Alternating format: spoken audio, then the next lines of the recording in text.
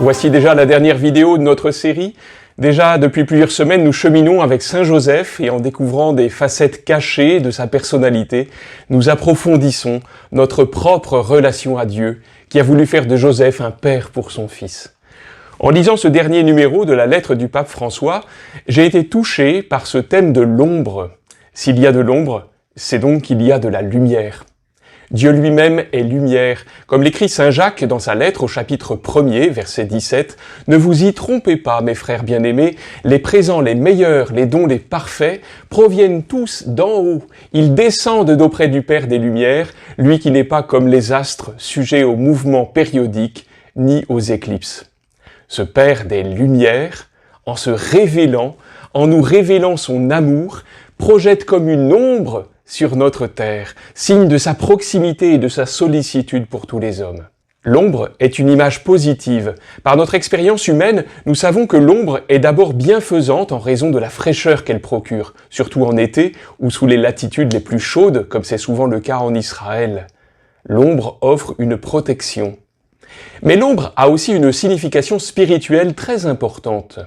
Le peuple d'Israël, dans sa marche au désert, ne va-t-il pas bénéficier d'une mystérieuse nuée qui était à la fois ombre et lumière? Cette nuée est là, tantôt guidant le peuple dans sa marche, tantôt l'enveloppant comme reposant sur lui. Cette nuée manifeste la sollicitude inlassable de Dieu à l'égard de son peuple. Si Saint Joseph peut être appelé l'ombre du Père, c'est bien sûr parce qu'il est la figure paternelle qui accompagne l'enfant Jésus dans sa croissance humaine et sa propre découverte de sa relation au Père éternel, mais c'est également parce que Joseph est véritablement le Père qui laisse la place à la lumière à mesure que grandit le Fils de Dieu. Nous savons tous qu'à mesure que le soleil monte dans le ciel au matin, l'ombre laisse progressivement la place à la lumière. Lorsque le soleil arrive au zénith, l'ombre disparaît. Ainsi, au matin de la vie de Jésus, Saint Joseph doit-il être visible pour veiller sur l'enfant Jésus et permettre sa croissance en le gardant du danger. Mais lorsque Jésus a grandi, lorsqu'il peut dire « Je suis la lumière du monde », l'ombre s'efface pour que soit mise en lumière la relation du Fils de Dieu avec son Père des cieux. C'est cette lumière qui éclaire tout homme. C'est cette même lumière qui révèle la beauté de la paternité de Joseph, qui ne s'est pas rendu indispensable ni propriétaire de l'enfant qui lui a été donné. Il faut reconnaître que nous avons parfois, pour des raisons différentes, une image un peu faussée de la paternité. Et à cause de cela, nous risquons aussi de mal exercer cette paternité dont le monde et l'Église ont pourtant besoin, comme le souligne le pape.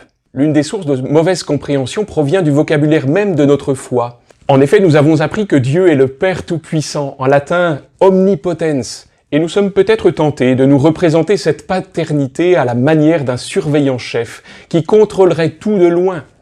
Ce n'est pas juste. Si Dieu est Tout-Puissant, il est plutôt le Pantocrator, un terme grec qui signifie qu'il tient tout dans sa main. Dieu n'est pas un Père lointain, sa main est tout près de nous.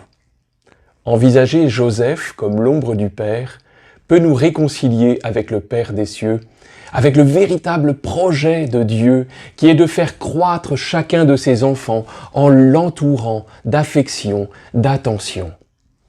Contemplons par exemple l'attitude de Joseph dans l'Évangile lorsque Jésus a 12 ans, un âge où l'autonomie vis-à-vis des parents commence parfois à se manifester. Au retour d'un pèlerinage à Jérusalem, voilà que Jésus a disparu au regard de ses parents, qui ne se mettent à le chercher vraiment qu'au bout d'une journée. C'est dire si Joseph n'était pas tout le temps sur le dos de son fils. Mais en même temps, alors que ses parents le trouvent dans le temple et lui manifestent leur désarroi, Jésus, s'étant étonné qu'ils ne comprennent pas qu'il lui faut être chez son Père, va pourtant repartir avec eux et il leur était soumis. Alors qu'il n'a pas encore achevé sa croissance humaine, Jésus accepte d'identifier son désir le plus ardent, être dans la maison de son Père, et le devoir d'être avec Joseph. Cela est possible parce que Joseph s'est laissé pénétrer en profondeur par la lumière du Père. En lui, l'opposition entre cette lumière et l'obscurité que provoque le péché de l'homme s'estompe. Tout ce que Joseph fait reflète en quelque sorte ce que notre Père des cieux veut faire pour chacun de ses enfants, pour chacun de nous. Il y aurait encore beaucoup à contempler et à dire sur Saint Joseph, et nous manquons de temps. Je vous invite au terme de ce parcours à vous remémorer et à partager en petits groupes l'une de vos plus belles découvertes sur Saint Joseph. En quoi Saint Joseph m'aide-t-il à progresser sur mon chemin de foi ?